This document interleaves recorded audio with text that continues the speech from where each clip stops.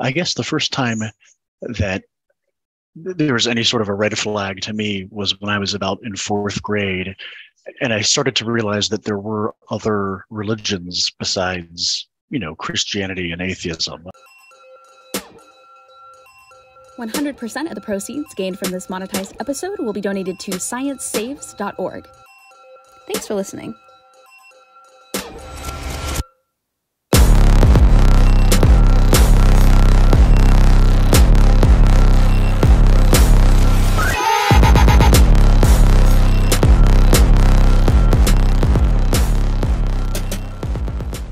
Ladies and gentlemen and friends in between, I am here with my friend David Clark. He is a comedian and he is also a guest on tonight's podcast. And David, tell us a little bit about yourself and the religion you're going to be talking about today. Yeah, so I grew up in a Christian church and I was a very devoted Christian for, most of my life. So I attended a private Christian school. When I went off to college, I was deeply involved with Christian ministry there, even though it was a secular college. And then for about, a good 5 or so years after college, I was, deeply involved with Bible study, leading Bible studies in my church. And yeah, so that's the sort of environment that I grew up in. Yeah. And so when you reached out initially, you had mentioned that you grew up a fundamentalist Christian. Do you still consider yourself a fundamentalist Christian? Are you still spiritual, religious? What is your current stance? I'm not religious at all anymore. Okay. There may be something out there, but if there is, I don't know about it. Right. No, I'm the same way. I'm like, I don't believe any of the options that I have in front of me at the moment.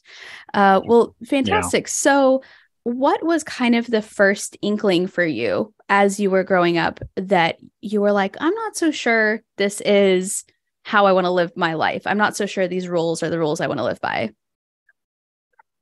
For me, it wasn't so much the rules that made me start to think about other options. All my childhood, I was, deeply convinced of it all. But right. I do remember always having questions. But for me, it wasn't questions where I was struggling to believe it. I was just so curious. I wanted to learn more about it. I wanted to really unpack the whole Bible and the whole faith and then put it back together again. I guess the first time that there was any sort of a red flag to me was when I was about in fourth grade. And I started to realize that there were other religions besides, Christianity and atheism. Up until that point, I assumed that either you believed in God and Jesus the whole way, or that you were either a pagan or worshipped idols, or not a believer at all. But the idea that there could be deeply devoted people in other religions was kind of jarring to me. I remember when the first time that I realized that Jews and Christians were different. I thought that, I guess in my mind, everyone who is a Jew became a Christian in the year 30 AD or whatever. They're like, our guy's here. Exactly. Sign on to the next chapter. And so that really bothered me, that there would be people who believed the first half of it, but just didn't, for some reason, believe the second half. And then I, as I learned more about current events and world news, I understood that there were Muslims and Hindus and other religions. And I remember asking my dad once, like, how are we so sure that our specific religion is the right one when there's so many other people who are equally convinced about theirs? And I think that his answer, I think he said something to the extent of, well, there's, prophecies in the Bible that came true, and that's how we know. And I guess that was good enough for me at the time. I didn't really push the issue, but I never really got a satisfying answer on that. Interesting. And so when you started to kind of have those questions, were you scared by them at all? Were you worried that maybe it was the devil trying to make you question, or was it more of just a curiosity? So I'd never been told that, questions were of the devil or anything like that. So I was never scared. Interesting. Yeah, I knew that the devil was real, and I knew that he would tempt you with things like, I guess, money or power or things like that. Yeah, or sex, drugs. that sort of thing. At the time I didn't even know about those. But, right. But for me, the devil was someone who would try to tempt you to do bad things, like disobey your parents or lie or cheat on a test. And so I was certainly aware of the devil as a character, and I knew that it was important. But never once did I consider that my questions were somehow prompted by the devil. Which I understand for a lot of people raised in those environments, that's impressed upon them at a very early age that your questions themselves are evil. Yeah, absolutely. And what was at the time, do you remember any particular story from the Bible or story that you had been told that really just kind of stuck with you as maybe your favorite one or the one that kept you devout for the longest? I read, I had a children's storybook Bible that I read all the way through. And then eventually I started reading the Bible, the real version on my own. I was 10 or 11 years old. And I don't think there were any Bible stories, or there was no one in particular that jumped out that really stuck with me. But I do remember appreciating the whole thing. And just having a general respect and belief for all of it together. Yeah. And at the time, do you think that you believed, because it was like a fundamentalist background, do you think that you believed literally like the story is how it happened? Or was it more of like an Aesop's fables? The stories are trying to teach us a lesson, but maybe Jonah wasn't really swallowed by a whale, or maybe, how did you feel about the stories back then? Right. Well, the interesting thing about my family versus the church and the school that I went to is the church and the school for sure believed it literally true. Right. Literal 6 24-hour days of creation at the beginning, literal Jonah and the fish or whatever, literal global flood. But my parents took a more allegorical approach, especially to the early chapters of Genesis. And so my dad was the first Christian that I ever met who believed in evolution and was totally comfortable with. Oh, interesting. And so the church and school absolutely did not believe in evolution. They were convinced that it was a lie. They were convinced that it was, secularism trying to completely rip God out of the picture, rip God away from education.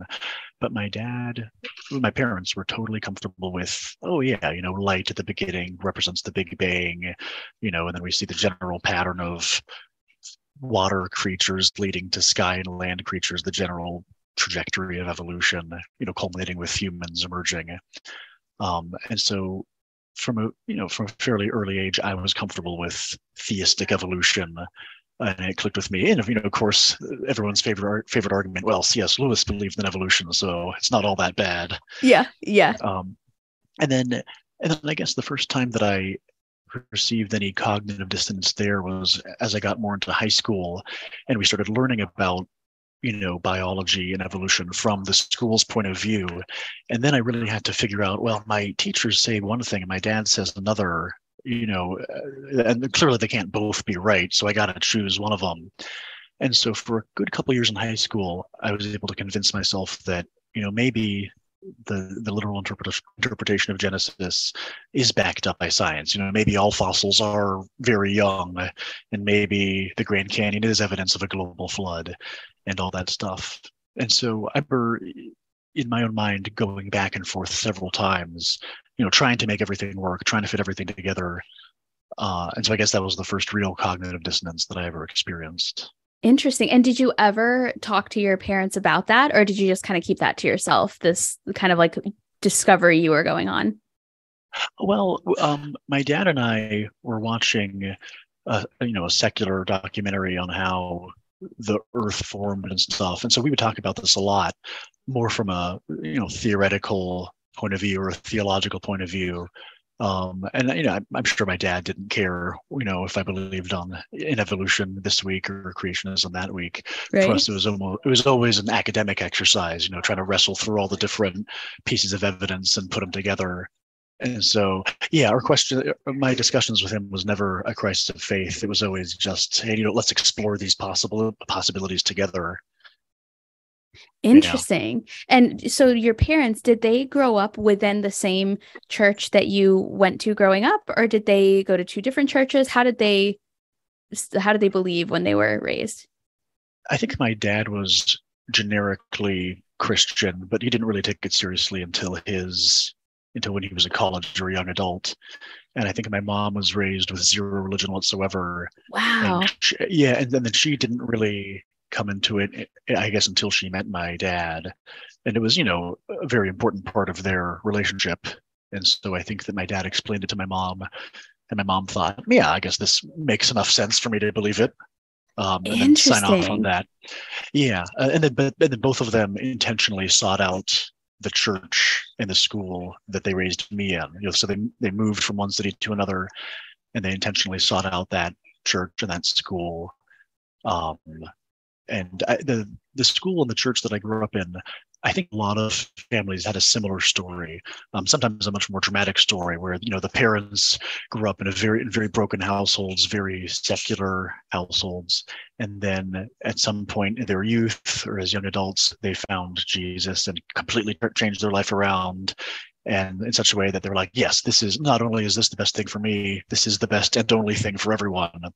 And either they would join that specific church or sometimes move across the country for that church.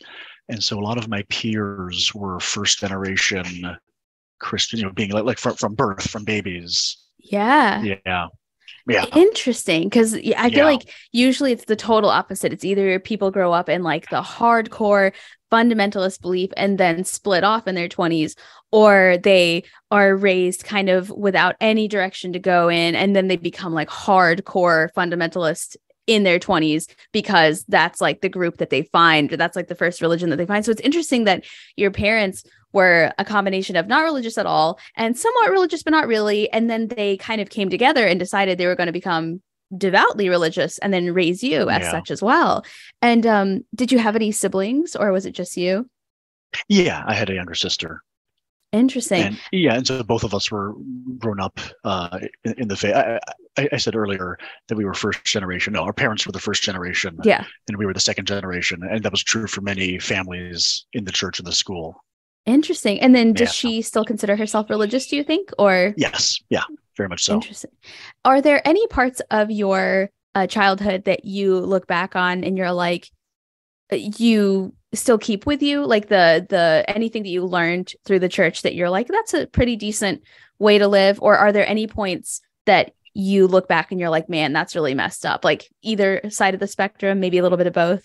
Yeah, for sure. A combination of both. I think one of the most valuable things that I learned was just the whole idea of, thankfulness and gratitude. Yeah. It's commanded certain parts of the Lord's Prayer and other prayers, but it's just a really, I think, healthy habit to, now and then, at least once a day, take a step back and just, sort of take an inventory of your life, for everything that happened during the day. Just take a moment to be glad and thankful for all the fun moments you've had, all the things that you might so easily take for granted, the basic utilities of life. So I think that's a really great habit. And I think that's why, in general, a lot of religious people tend to be happier, or at least that's a statistic that I've heard a lot. Yeah. And I think it's because, part of the religion, you have these built-in meditation moments. They call it prayer, but being intentionally thankful, being intentionally taking time to reflect on your life, what's good, what's bad about it. And so, that's one thing that I think is very, very good that I kept with me. And then, just the other things like, the golden rule, like, treating other people the way you would want to be treated. Just having that basic standard of empathy, for putting yourself in someone else's shoes. And then, of course, the things that we were taught that were, damaging would be, of course, the entirety of purity culture. Oh, yeah. What we were taught about romance and sex and dating. I think everyone has at least one metaphor that they were taught, either the chewed gum with the trampled flower. The one that we got was, the duct tape, where you can stick it once, but then, you stick it a second or third time, it becomes less and less sticky each time. And we were taught that metaphor in the context of dating, not even sex, just going on dates with people. Wow. Because, abstinence and purity were so ingrained into the students that hardly anyone was having sex to begin with. There were of course a few kids here and there who were getting into that stuff. But no, our school was very strict when it came to dating. And if you were dating, and it was, obvious enough, the school would actually kick you out. Wow. And there was one moment in my junior year where two couples, so 4 kids, either were expelled or their parents pulled them out before they could be expelled because they were dating. And and the kids were also being dumb about it. Like, they were like, they would tell all their friends, like, all right, don't tell anyone, and then they would sneak off on some date, and then of course everyone found out. They were like, how did they find out? We only told all of our friends. Yeah, we only told everyone. Right, but it also shows just how strict that whole culture was. The parents were very afraid that, and in one sense, I guess they wanted us to focus on our schoolwork, and getting involved in any sort of romance does take a big chunk out of your time schedule. Like, it is a very significant time commitment. But I think they were just so afraid of us getting emotionally attached, or that it would present, sexual temptation, right, or stuff like that, that they just veered as hard to the other side as they possibly could. But again, going back to that duct tape analogy, they taught us that, if you date too many people, if you form emotional attachment, it's going to damage your ability to feel love for other people in the future. Wow. And looking back on it, that's just the most ridiculous thing in the world. But at the time, you're a 15-year-old, a 16-year-old, that makes a huge impression on you. Like, duct tape does lose its stickiness after a while. And that makes sense. Now we just call that the association fallacy or whatever. Just because a metaphor works for 1 or 2 attributes doesn't mean it works for all the attributes. Right. And then there's that whole idea, especially with some of these analogies where you're like, so let me get this straight. If somebody sleeps with 100 people, this ruinous thing is going to happen. But if the same person sleeps with that one person 100 times, that same ruinous thing is not going to happen. Like 100 sexes is 100 sexes no matter what. But I guess it's only damaging if it's with 100 people, not 100 times. Yeah, I guess I never thought about that aspect. I guess they were trying to scare us with the notion that once you start having sex, you'll be unable to stop yourself. And that, you're either completely pure or you're having sex with everyone and there's no in between. Right. Yeah, like with us, it was the chewed gum. And so I remember thinking like, so like 100 people can chew the same piece of gum and it's terrible and it's out of flavor and it's trash. But if one person chews that same piece of gum 100 times, it's still going to taste good. Like, that doesn't make sense to me. Like 100 chews is 100 chews. Yeah, so many of these metaphors break down pretty quickly with any level of scrutiny. Another metaphor, this was not one I learned at school, but one I read in C.S. Lewis's Mere Christianity. Did you ever read that? I haven't read it, but I should. Okay. I'm just afraid to. It is a very good, pretty concise summary. And I think for the time, a pretty good stab at defending the Christian faith. And for a long time, it was one of those books where everything made perfect sense to me and everything clicked. And I thought it was so obvious. If everyone just read this book, we'd all be saved. Yeah. And so specifically for the sex metaphor, C.S. Lewis compared the whole act of sex to that of eating and chewing and digesting a meal. It was like, you have emotional intimacy with your spouse, you have physical intimacy with them, you spend your whole life together, you raise children together, and you have sex with them. And he presented it as a whole package that, is all together. And his comparison was that of food. So he said, you chew food, you swallow it, you digest it, but it's this whole package. And if you try to have any one of those components without the others, then you're trying to get something for free without committing to the whole package. You could compare it to gluttony, like eating it, but then you can't swallow it whole. There's like chewing without swallowing just for the sake of chewing, and then avoiding the responsibility of digesting, which again is one of those metaphors where if you don't put any thought into it, you're like, sex before marriage is sort of like chewing and spitting out food, and then you think about it, and it's like, well, we chew gum without swallowing it. And that's literally one of the metaphors for that they used. Yep. You can chew gum without swallowing it. That's not a sin. You can feed someone intravenously. So you can pass them nutrients without chewing. And so all these metaphors just really fall apart the more you look at them. And and so that was one of many parts of Mere Christianity that used to make a lot of sense, and then just kind of fell apart once you started looking at it. Right. Interesting. And so at what point did you decide, I'm over it, I am not a religious person anymore?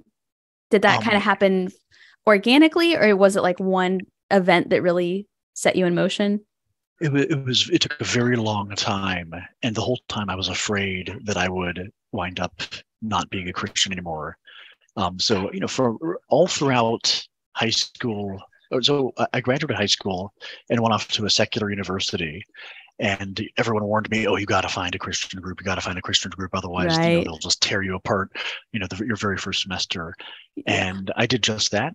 I joined a Christian group. I evangelized to all the freshmen on my dorm floor, whether or not they appreciated it. But the interesting thing was, we actually did have, I think, 4 or 5 people not only join our Bible studies, but also become Christian those first couple of years that I was there, because we geared our Bible studies specifically to be attractive to curious non-believers. Or seeker-friendly, as they called it. Yep. And so my freshman and sophomore year, we saw, I think, 4 or 5 non-Christians join and become converted, sometime before the end of the year.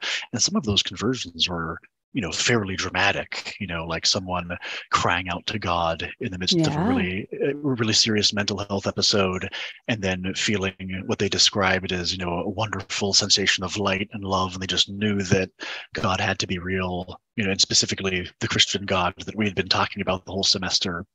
And so at the time, this just added more fuel to my faith, because the things we were praying for, people being converted, were being answered. And so in my mind, there's just zero room for any sort of doubt or hesitancy, because everything seemed to be falling into place. And I would be sending emails with testimonies back to my parents, back to my high school teachers. Wow. Saying, hey, the thing that we've been talking about in high school, it's actually working. All those Bible classes and apologetics classes are actually, coming to fruition. And so all throughout college, I never wavered in my faith. That's amazing. There was one. It's a very fascinating mindset to be in. And I did switch from one Christian fellowship to another, but that was more because of logistical disagreements with the staff worker from the one. It wasn't because of any sort of spiritual crisis. And so I finished up college, and again, everyone warned me, "Oh, you're going to move off to a new city as a young adult. You got to find a church. You got to find a good core of believers," which I did, and that was when I started doing stand-up comedy. Yeah. After I graduated, I moved to a new city, and I started doing stand-up comedy there.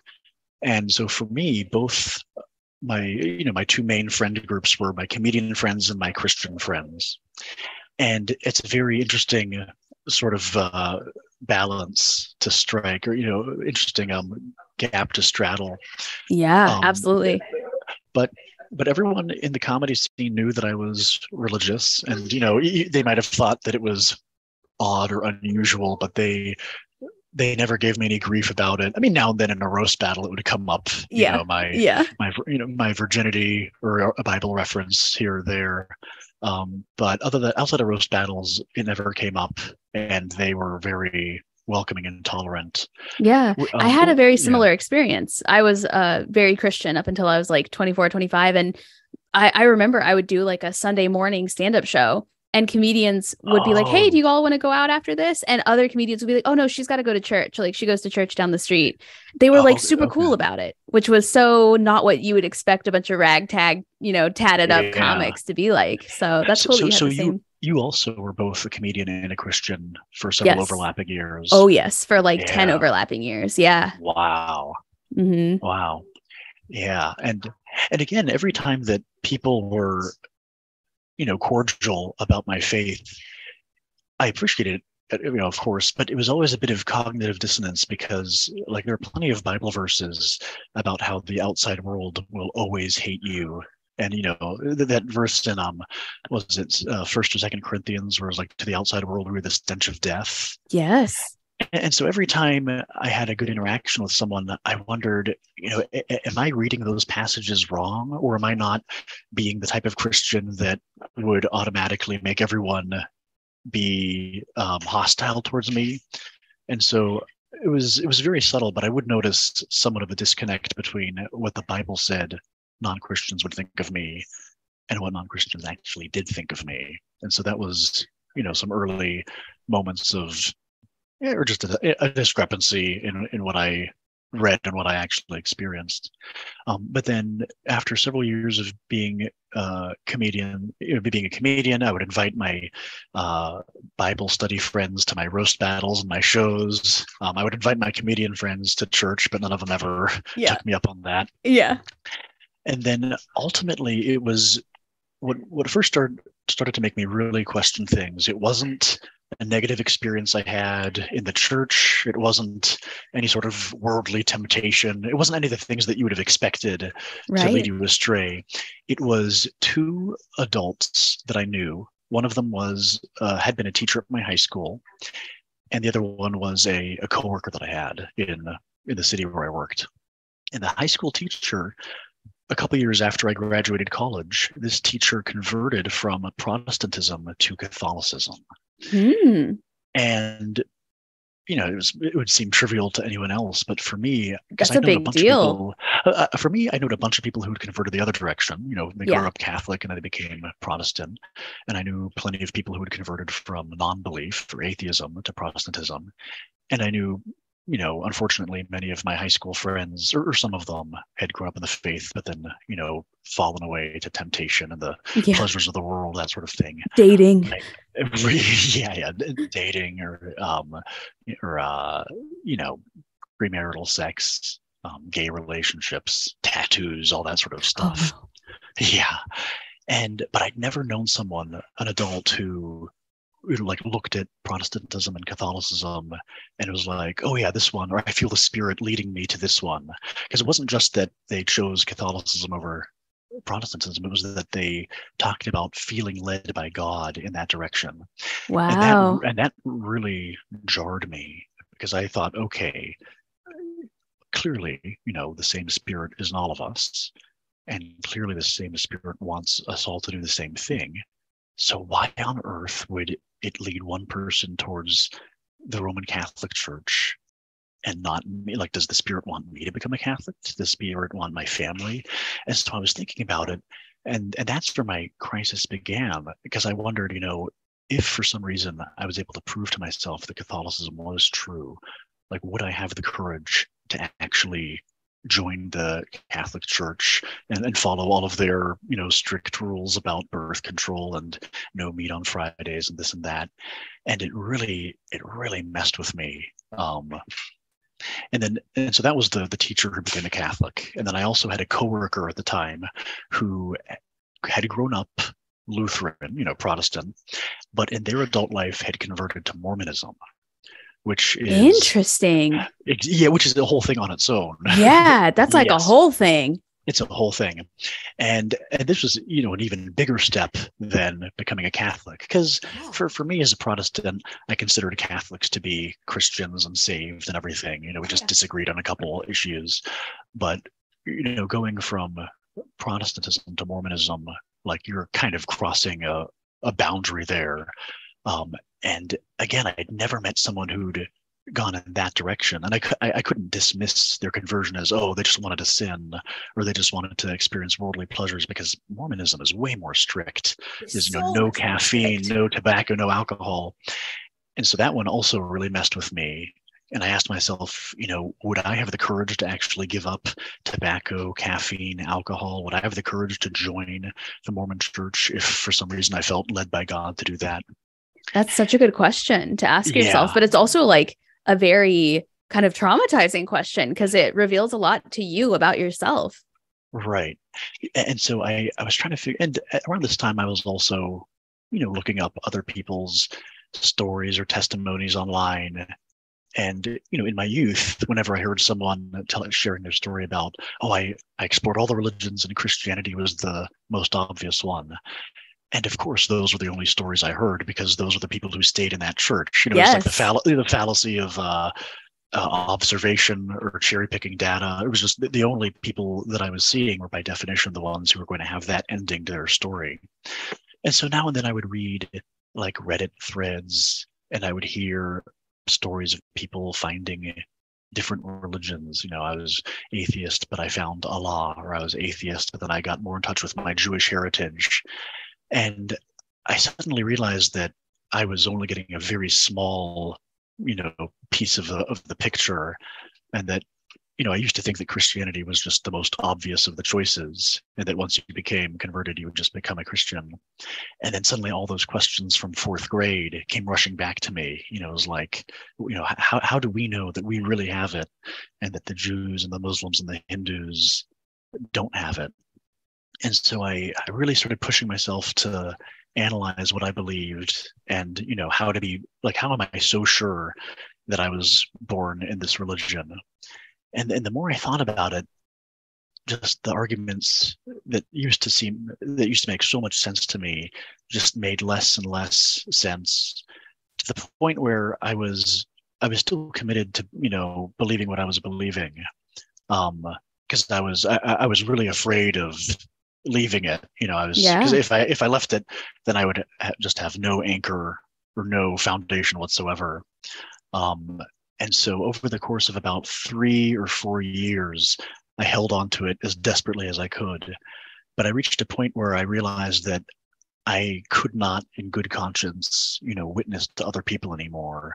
Until I could find something that I was, that I could actually present to them as proof. Yes, and that's the toughest part, is those years where you're like, you are hanging on, like you feel like you are Dorothy hanging on to that house, and then you realize, like you said, I cannot, in good conscience, still walk around telling people that this is the way, the truth, the light, when I don't even think that is the case anymore. Like I don't even have, and there's like, did you go through like a mourning period? Was that really tough to admit to yourself, or was it kind of like a weight off your shoulders? I feel like people have one of those two experiences usually. Well, it was interesting because at this point I still identified as a Christian, to others and to myself.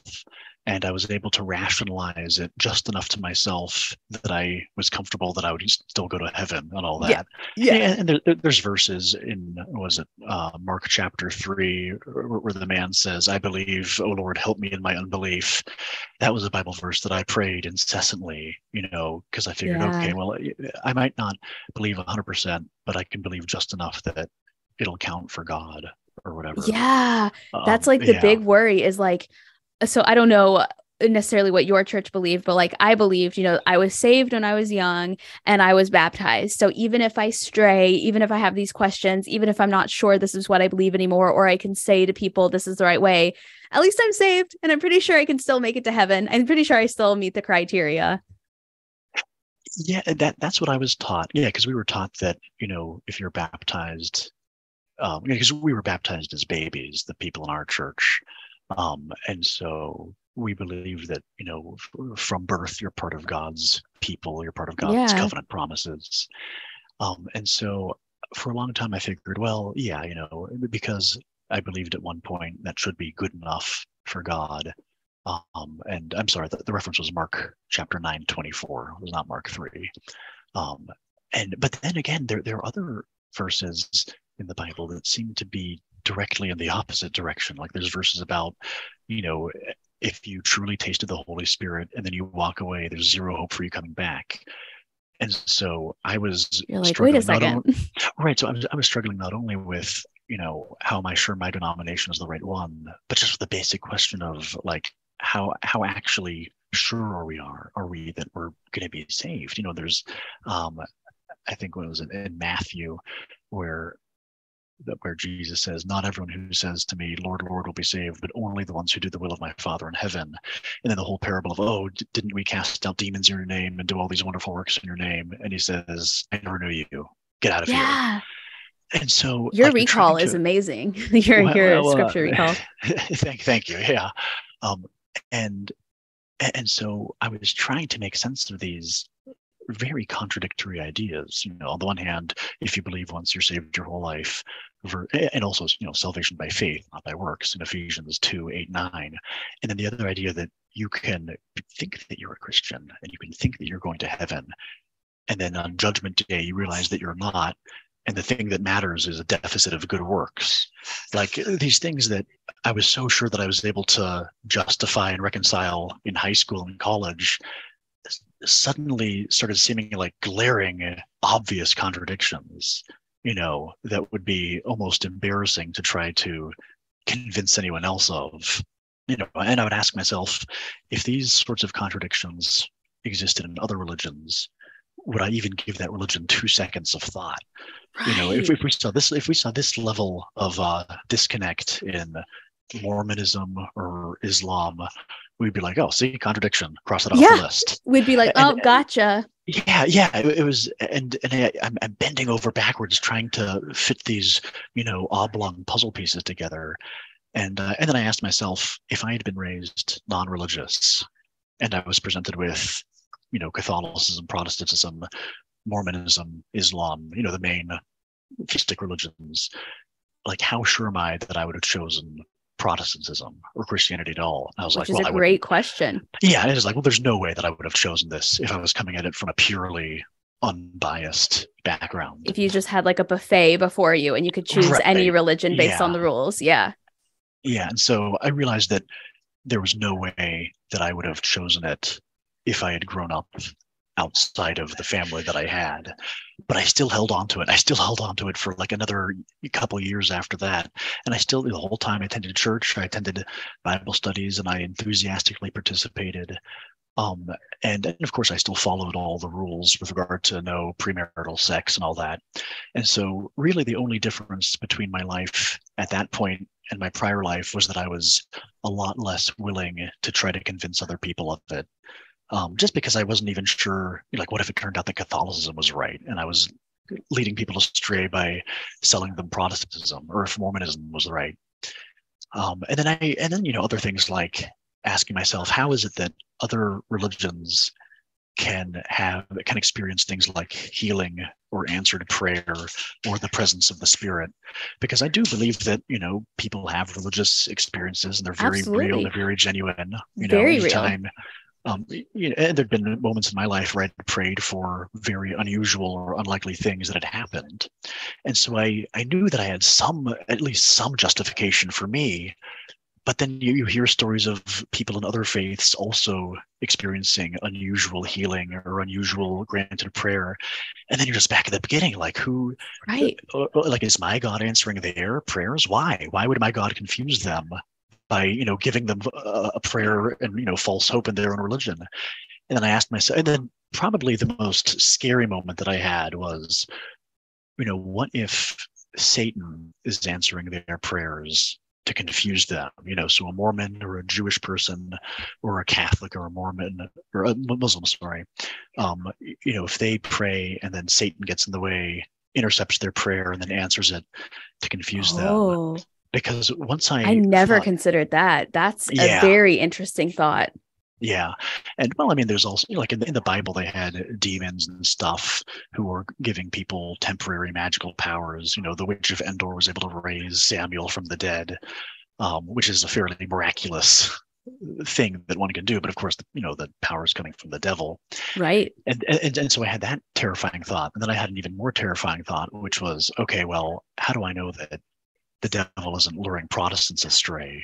What if this whole time I've been praying to the devil and, because think about it. If the Catholic Church was the one true religion and you were the devil, what would be the most logical thing for you to do? Well, the most logical thing would be to invent a very similar religion that was just enough to be attractive to people, but dissimilar enough to damn them all to hell, which would be Protestantism or Mormonism. Things which are so close and, 98% the same theology, but, just enough to not let them take the Eucharist or whatever. Idea. Yeah. That's a wild, I never thought about that, but that makes more sense than so many other questions I've ever heard. Like, if I were the devil and Christian, like, and Catholicism was the way, what's the number one way that I could keep people from following it? Oh, I know. Yeah. Give all the other religions exactly what they ask for so that they stay and they don't become Catholic. Yeah. That's mind-boggling. That's such a high level idea. Well, yeah, and that's how deep I was in this crisis, because I was really trying to figure out, that would have been terrifying. Yeah, it was really terrifying. And so for again, this was a 4-year process, and in the middle of it, I would really I would give myself near panic attacks and near anxiety attacks, just trying to think through, just trying to think my way out of these things. And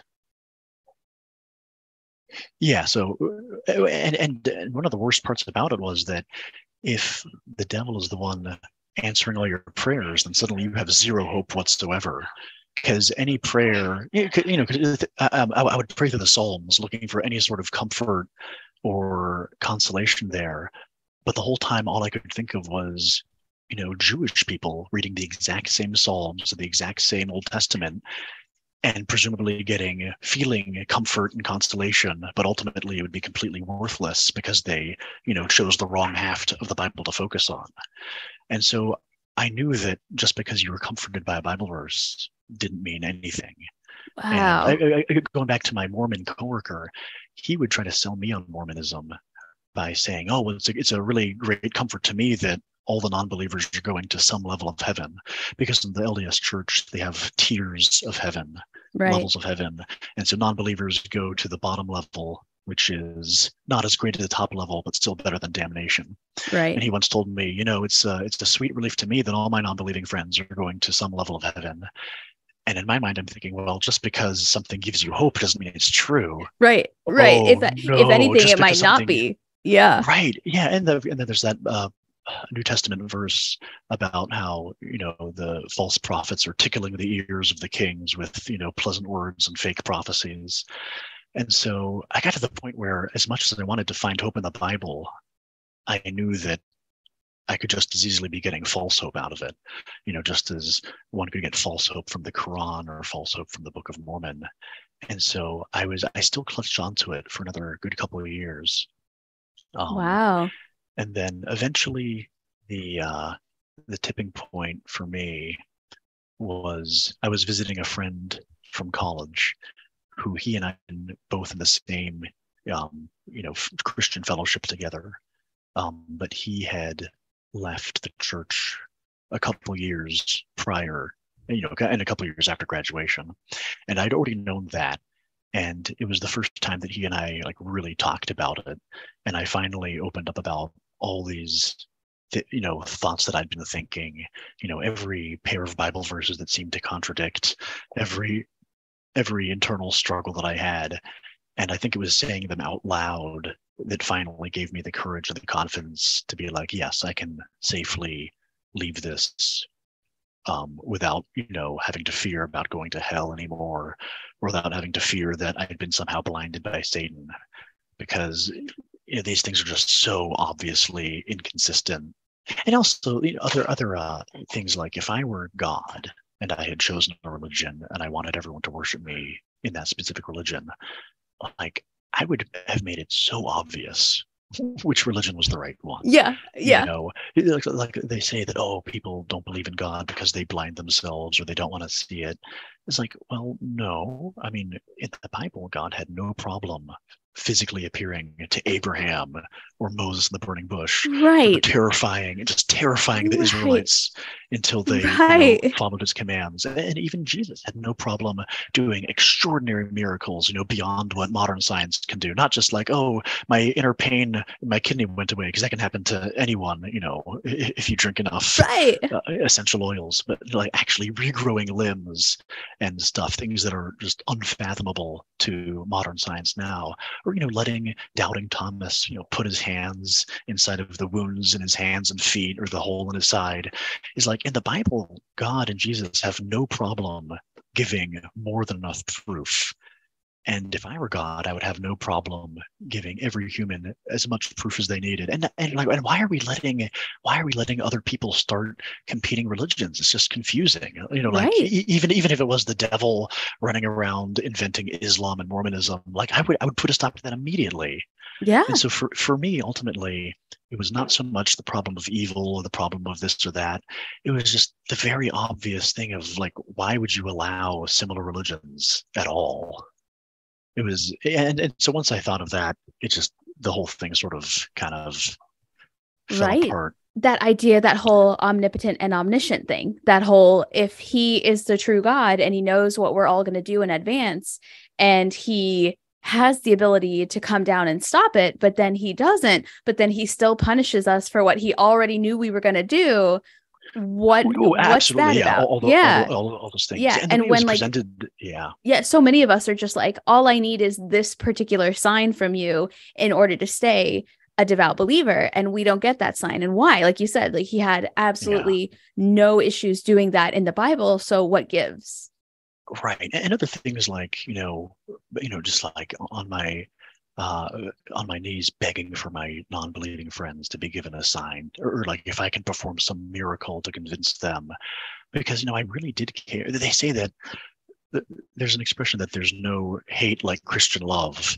Yes. But for me it was more like there's no anxiety like Christian compassion. Yes. Like if you really care about your Muslim and your atheist and your Jewish friends, if you really care about your gay friends and your trans friends, like you're constantly sick to your stomach with the idea that they'll die before they, figure out which God is the right one. Constantly, and so, yes. And so I was thinking to myself, if I could perform a miracle that would convince them, or if I could heal them this or that way, I would do it. Yeah. Like, does that mean that I have more compassion for them than God does? Right. Because right now God can and he's not. So you're like, I am literally begging him to give me the ability to save these people, to rescue them, to show them what it is they need to follow him. And he's not letting me do it. And I feel like I am more concerned with their well-being than he is. Like, what is that about? But of course there's a million ways that they'll answer that. They'll say, God's ways are higher than our ways. God has a plan. Exactly. But you just imagine someone in another religion saying those exact same things, and you see just how completely flat it all is. Yes. Like if a Muslim said, it's all part of Allah's plan, I'd be like, get out of here. It's ridiculous. Yeah. You'd be like, well, that's a bad plan.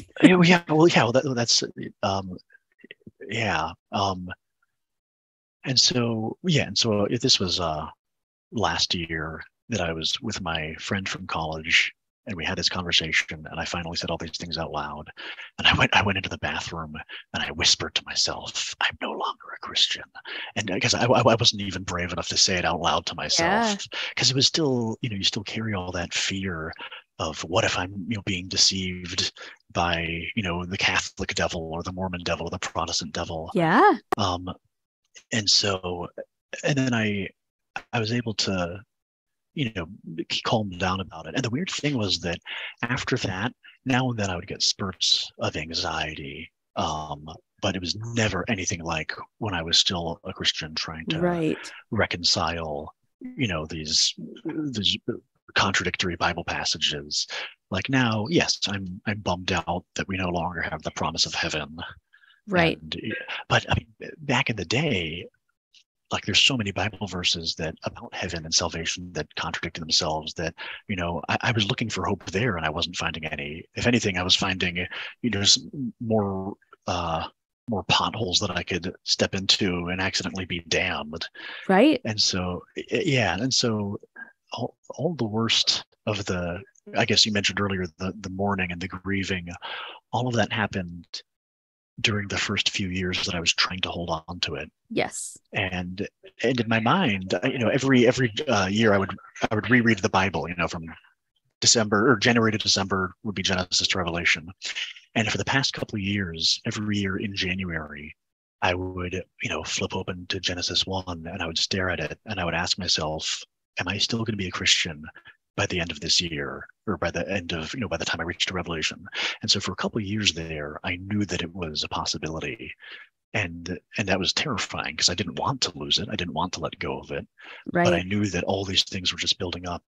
And also during this whole time, I would read stories about, in pop culture about people who would publicly deconvert. I think Josh Harris, I Kiss Dating Goodbye, was one of the really big ones, like a very public deconversion. Yeah. And just reading through the comments, or Abraham Piper, the son of John Piper, yeah, who's big on TikTok these days, reading the comments on those articles and YouTube videos was just always so sickening, because I knew from personal experience that, or at least in my own experience, that this isn't something that you leave lightly. This isn't something that you just, let go because you want to go have some fun. No. But all of these people in the comment section just seemed completely oblivious to the amount of stress and agony that those other deconverts had gone through. Saying things like, "Oh, Satan has blinded you," or "Oh, you were never a Christian," or "Oh, the devil loves using preachers' children," or "You can't lose what you never had to begin with." And I was, even when I still believed it, I was just filled with a visceral disgust at these people, because they just did not get it at all. No.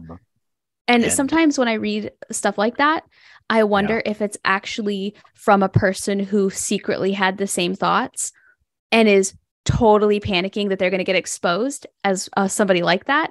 So instead they're like, let me shout from the rooftops that I will never, ever leave this ever, so that people don't catch on to the fact that I'm one of the ones that have some questions. Yeah, it could be a form of psychological insurance, or just community, a way to signal to your community that you're doing well. Now and then, because I listen to a lot of non-believing podcasts and TikToks these days, and now and then I'll hear an atheist fall into the same fallacy, where they'll talk about someone who is very publicly a non-believer and then became converted, and they'll make some comment is like, well, we don't know if he was really an atheist, or he was just an agnostic, or just a humanist. And I always want to be like, come on, guys, you're doing the exact same thing that the other side does. Like, you have become the thing you swore to destroy. Exactly. Yeah. But yeah, that's and then also, and then also realizing, because the more you come out of it, you start to realize there's a lot of Bible verses about non-believers that are just simply not accurate at all. Like, Romans 1, they know who God is, but they willfully deny him. Or Romans 7 is like, I want to do good things, but I can only do bad things. It's like, no, some habits are hard to break, but I can choose to do nice things for people. Like, this isn't, or, the idea that anyone who sins is a slave to sin is like, yeah, I make bad decisions sometimes, but this is not some sort of thing where I'm trapped in a certain way of, like, it's just like every black and white, way of looking at it, or there's just nothing but, false dichotomies. Right. It's not like you're trying to do something good and like the evil is like blocking your hands from doing the good thing or anything like that. Yeah. And so now when you look at your spirituality, or your lack thereof, do you feel much more at peace with your decision to follow that? I don't want to say that belief system, because it's more of like a lack thereof, but do you feel more comfortable on that path than you did in your Christian faith? Do you have just as many questions? Like, how do you feel in terms of what you believe now? So, I mean, now and then I do have a feeling of, well, maybe there is something or someone out there, and they're not ironclad arguments by any means, but like the whole idea of what is consciousness in our minds, the idea that a bunch of electrons and synapses can come together and experience pleasure or pain, can enjoy and admire beauty, can have an appreciation for nature and logic. Like, that seems otherworldly. That doesn't seem like pure materialism at all. But then again, I also just don't know a lot about how the mind and consciousness works. It's more of an argument from ignorance. Or you can look up at the night sky, and just feel a profound sense of beauty. And it's very easy to see how it's almost throughout the heavens declare the glory of God, because it is glorious. You look at it, and if you believe in any sort of deity, you're like, wow, this is amazing. They did such a fantastic job with all of this. It's so beautiful. And then, of course, the idea that morality, right and wrong, like every human acts as if right and wrong are real ultimate things. Like from a biological standpoint, morality and ethics are a way for a group of humans to survive. If we all treat each other nicely, then we'll survive. We're more likely to survive than the tribe across the street who's always killing each other. Yeah. But even then, there are so many right and wrong choices that we're presented with where it seems to have nothing to do with survival. Like if, because it'd be very easy for a group of humans to survive purely by committing horrific war crimes against all the other humans. Right. And yes, it would enable us to survive and pass on our genes, but that still doesn't feel right or good at all. And so that's why I think that, arguments from right and wrong do still carry a lot of weight for me. And that was in Mere Christianity, that was C.S. Lewis's whole opening chapter, was that we all experience right and wrong. Clearly this points to a moral lawgiver or arbiter. And so those arguments still do make a lot of sense to me. But that only goes as far as proving some degree of theism or deism. It does nothing to tell you which religion is the right one.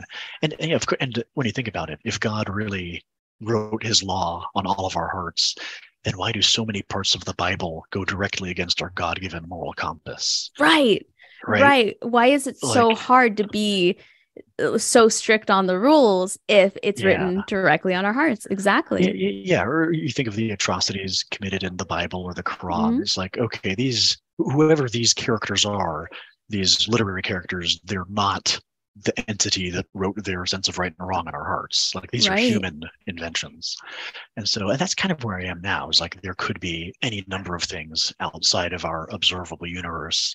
We could be created by one entity or a pantheon of entities. We could be several simulations deep, or the universe itself could be some sort of a sentient conscious creature. Like, one example that I thought of was every synapse and cell in our brains on its own has no idea of what's going on the macro level. They have no idea of the shared consciousness that all of them are contributing to.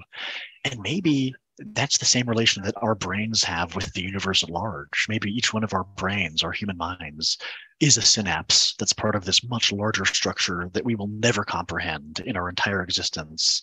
And maybe the universe itself has a consciousness far beyond what we could ever perceive or imagine. And I think these things are really fascinating to think about. But practically, I just try to stick with what I can prove, what I can demonstrate to myself and others. And for so long, that was such a frustrating point where I wanted to convert from my friends, but I just simply could not. I couldn't have any evidence that I could show to them.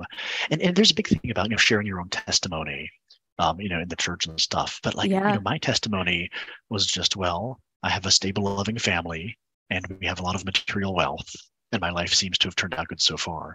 But that doesn't do anything to prove that the religion I was raised in is true. You could say that about literally any religion in any rich country. You just had good parents. Yeah, I just had good parents. And I was born in a really nice decade, after the previous financial collapse and before the next one. Yep. It's like these don't prove anything about, one's church or one's religion. And I guess going back to the whole COVID moment, because that played a really big part in my deconversion and deconstruction. And partly I was watching so many people in my church just have such irrational reactions to things like masks and vaccines. You pray that, you say, oh, I trust that God will protect me from the virus, and that's great, but why don't you trust God to protect you from a vaccine side effect? Right. Or why is the vaccine not God's way of protecting you from the virus? All these things you can easily rationalize with any other aspect of secular medicine. Right. And so that was a very bizarre moment for me. And then also, as I was trying to fact check people's claims, and I was trying to provide my friends and family with evidence about why this or that works or this or that doesn't work, I started to realize to myself that my own intuition doesn't matter at all in these things. It doesn't matter if I feel that masks work or if I feel that vaccines work. It's about what you can prove in a clinical trial. and then I realized over the course of that whole pandemic that the same level of precision and meticulous fact checking that I was applying to COVID death statistics, like I never bothered to fact check my own faith that much. Yeah. And so that was like all of these things kind of combined together. And you feel almost dumb, like you think, like I spent all those moments in high school and college convincing my friends, but it was all through stories and metaphors. It was never through actual demonstrable evidence. Yeah. So I went to college on a debate scholarship, and what did it for me really was, I'm like, okay, so 3 times a week I'm practicing, and every weekend I'm going to these tournaments and I'm debating against people, and I'm requiring them to have this many facts, this many pieces of evidence. I'm cross-examining them. I'm poking holes in their arguments. I'm not allowing them to get away with like anything less than as much research as they can possibly provide. And yet, this other facet of my life that is supposed to be the most important one that I'll ever participate in is allowed to have no facts, no evidence, no real statistics. Yeah, I'm so glad that you said that, because that is such a relatable feeling and thought process, is to be like, wait a second, I'm an intelligent person who requires this level from everything and everyone around me. I'll never believe a thing until I've done enough research, except my eternal salvation and potential damnation. Right. Yeah. And for a long time, you read apologetics books, either by C.S. Lewis or by Timothy Keller or whatever, and you get a sense of, oh well, we do have historical evidence to back this up. There's no way that if you were inventing a religion from scratch, you would have written it the way that the gospel did. Right. Or there's no way that they could have fooled all 500 of those eyewitnesses. Right. Or there's no reason that you would have written the Messiah XYZ because they weren't expecting the Messiah to be XYZ, and things that again kind of make sense if you only hear of them from that one angle. But then you just ask anyone else, any other non-believer, what do you think of this? That's ridiculous. Those 500 people were characters, not witnesses. Yeah. Like you might as well show someone a clip from Harry Potter winning the Gryffindor trophy. It's like, but there's 500 people in the background. There's 500 people there. That counts as witnesses. Like, no, those are characters. Those aren't witnesses. Those are characters. Yeah. And then also just the really obvious and dumb realization that the Gospels are not eyewitness accounts. Like nowhere do they identify themselves. They're not written in first person. They're clearly, collecting a bunch of stories, and sometimes copying each other's stories. In some cases, directly contradicting each other with regard to the order of events. Like, did Jesus curse the fig tree before or after he entered Jerusalem? That sort of thing. And things that just seem so basic and obvious when you look at them, but you don't even you don't even think about when you're there. Yeah, hearsay does not hold up in the court of law. So why should it hold up? Exactly. Yeah. In the Bible.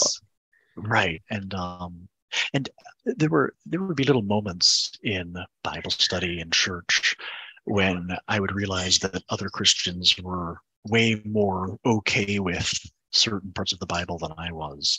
One of them being just the differences between the Gospels. And, one of my friends said, oh, well, the Gospel writers they're arranging the facts and the timeline to highlight certain things about Jesus's identity. Like John maybe wanted to focus on Jesus being the Passover lamb, so that's why he structured the stories that way.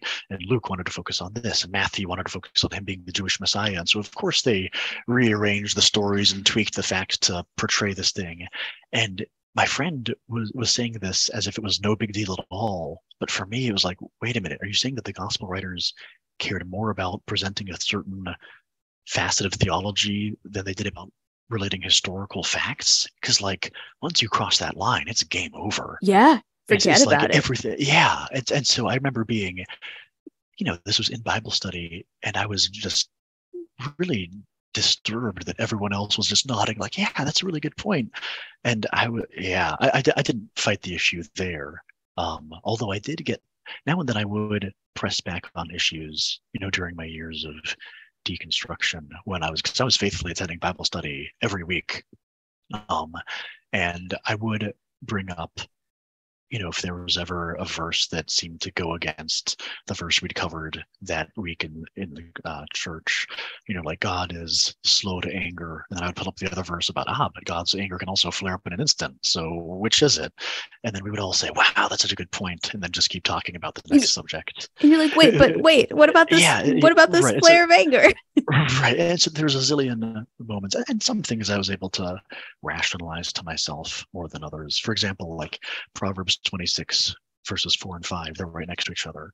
And one of them says, do not answer a fool according to his folly, or you will be like him. And the next verse right after says, answer the fool according to his folly, otherwise he'll be wise in his own eyes. And for me, because I would always read them one after another, I was never spooked by them, because I was like, clearly in context, they're meant to, sort of, it's a paradox, not a contradiction. Yeah. They're meant to complement each other to make sure that you don't take either one to an extreme. And so I was always very fine with those, but it was always the verses in completely different parts of the Bible that were getting at different aspects of salvation or God's character or this or that, if you read them all in a year, it's easy to forget the contradiction that you read in March versus the one that you see in July. Yeah. Right? Yeah, absolutely. You basically have to go looking for it. You have to know what you're looking for in order to read them back to back like that. Otherwise it kind of gets lost in there. Yes, you do have to know what you're looking for, but also that reminds me of, I think it was on either Josh Harris's deconversion story or Abraham Piper's, one of those people. Someone, a Christian, said in the comments section, they said, of course they find contradictions. They go looking for contradictions. And to me, that was like, well, wait a minute. It doesn't matter if you're looking for them or not. If this is true, we should be trying to find them, and we should be failing to find them. That's how the scientific method, that's how any sort of rigorous truth-seeking mission works. And the idea that they were just so comfortable with saying, well, of course you're going to find them if you look for them. Yeah, to me, that's those people who blame you for catching them cheating because you looked at their phone. They're like, well, if you hadn't taken my phone without my permission, you wouldn't know that I was cheating on you. And you're like, so if I hadn't gone looking for proof, I wouldn't have found it. Yeah. That idea of, I guess, the gaslighting or blaming. Yeah. But when I look back on it, there are a lot of moments or times when the way that Christians or believers talk about their God seems to echo or mirror the way that victims talk about their abusers. So much so. It's actually very disturbing when you look at it that way. Very disturbing. And this isn't me saying, oh, God is mean, therefore he doesn't exist. I'm saying, no, this is the way that the humans talk about it reflects the way that victims have a certain mentality. We're constantly making concessions for what appears to be very bad behavior, or inconsistent behavior, again, being slow to anger one moment, then your wrath flaring up the next moment. Like in a human, that would be the sign of a serious mental instability. Yeah, absolutely. But, we bend over backwards to justify or reconcile, that's his character is just mysterious and unfathomable to our tiny brains. Yeah. Or, the reason why he lets terrible things happen to us, or in some denominations, he causes terrible things to happen, is because we've done something wrong, or we deserve it, or we are sinners, we reject God.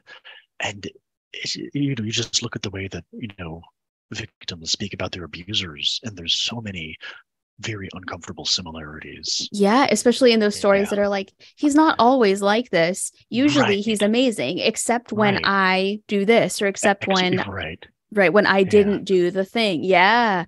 Man, I'm so glad you said that.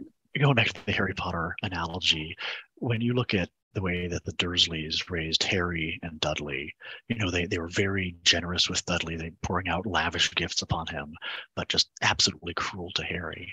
And that really seems to echo the way that the character of God interacts with his children. Like Absolutely. To some people, he gives wonderful, material wealth and loving families and this and that, or he helps you find a parking spot when you're looking for one in the parking lot. And then other humans, either in different countries or different religions, but many times in the same religion, just get absolute horrific life circumstances that they deal with. And if there was a parent who is treating his children so differently, we wouldn't say, oh, but look at all the blessings he gave to the one kid. We would say, this is terrible. Yeah. This is unspeakably brutal and unforgivable. And then, but even in one's own life, you're like, oh yes, I had this terrible life circumstance this year, but God has been so kind to me throughout this whole thing. Yes. Yeah. And I would see, yeah. No, I'm sorry, continue. Well, I would see this a lot in the testimonies of other Christians, because there's two types of testimonies. One testimony is, my life has always been great, therefore my religion is true.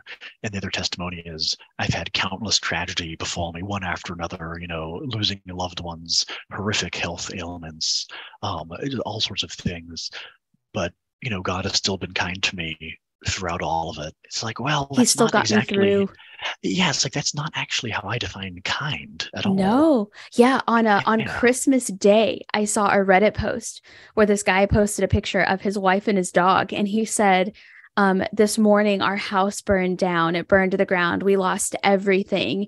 They even lost like one of their pets, I think, like a cat or something. Yikes. He's like, our house burned to the ground. We lost everything, but I was able to save my wife and my dog, and we're together. God is good. And half the comments were like, amen, praise him, amen. God is good. And the other half were like, God burned your house, man. Yeah. And it's tragic and funny at the same time, because I don't want to pick on that guy or sort of fight in that comment section. Because like in that instance, I even put in the comments, like I responded to people who were being like, a real God wouldn't burn down your house. I was like, bro, he's got nothing left. If God is the only thing getting him through, let him. Yeah. Like if his belief that God is the reason why he still like has his wife and his dog, just let him have that. He literally doesn't have anything else right now. Yeah. But at the same time, internally, I was like, but I totally get what you're saying. Right. Yeah. It's the disconnect. I guess if you believed in some sort of a pantheon of gods where they were, maybe you had a household god or a personal guardian angel, and they were limited in their power, they were not omnipotent.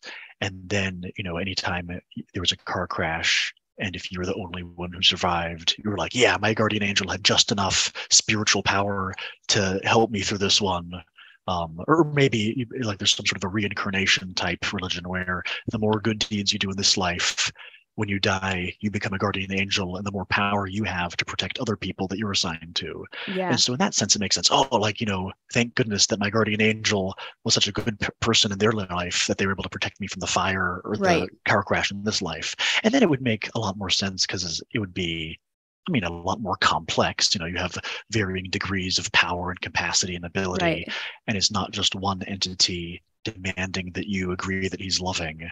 While acting in so many ways to the contrary. Right. Yeah. Right. To me, that would make a polytheistic idea make a lot more sense. Because the god of thunder protected me today, but the god of lightning or the saint of such and such protected me today. Like, to me, that makes way more sense, because at least they're willing to admit the other saints aren't always paying attention all the time. Yeah. Oh, yeah. Yeah. But I realized that I've kept you like way longer than I said I would, and I apologize. I've really enjoyed. Your ideas and your questions that you've asked yourself and that you've kind of like asked aloud, and just the thought processes that you explained you went through. Fantastic. Like, I felt like I was talking to a neuroscientist. I kept having to remind myself, like, you're a comedian, just like me. But like you just like your questions and your thoughts and your ideas and your examples are just so interesting and high level. And I just really appreciate you reaching out and sharing your story and talking to us about the questions that you have, because I have no doubt in my mind that somebody listening to this episode is going to have had the same ideas. And a lot of the thoughts and the questions that you asked yourself, they're going to use those thoughts and those questions to finally come to that decision they need to make, whether they are non-religious or whether they are staying religious. I feel like you presented so many questions that are going to really help people decide for themselves how they feel. And I really appreciate that your overall demeanor has not been judgmental at all. It hasn't been like, I'm correct and this is why. You just ask such fantastic questions. And I think they're not only were they clearly helpful to you to kind of discover who it was that you are, but I really think they're going to be helpful to more people. And I can't wait for the listeners to get an opportunity to just kind of like meet you, so in quotes, sure. Yeah. And ask themselves those questions. So thank you for your time. And if absolutely. there was any last idea or thought or piece of advice you had, I'd love to hear it.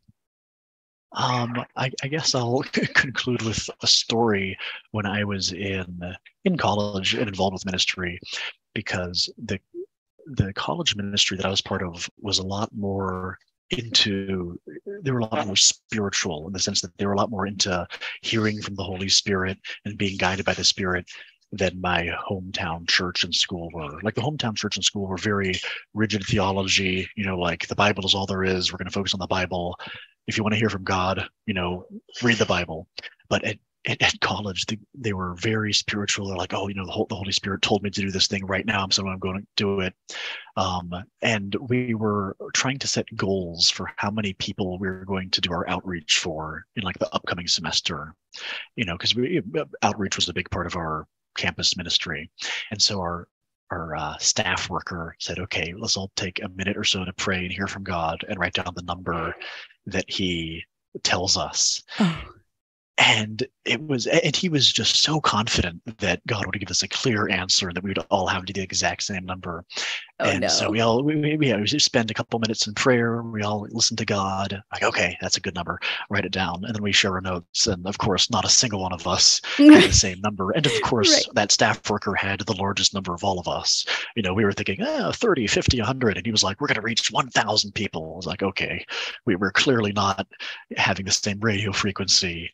But it was weird because it did not shake my faith at all. It just made me think, okay, well, I guess sometimes we're not as good at hearing God as we think we are. Isn't that wild? It didn't put a dent, but also like that wasn't part of my upbringing, so it was a lot easier to laugh that off. I was like, see, I guess yeah. But yeah, it was looking back on it.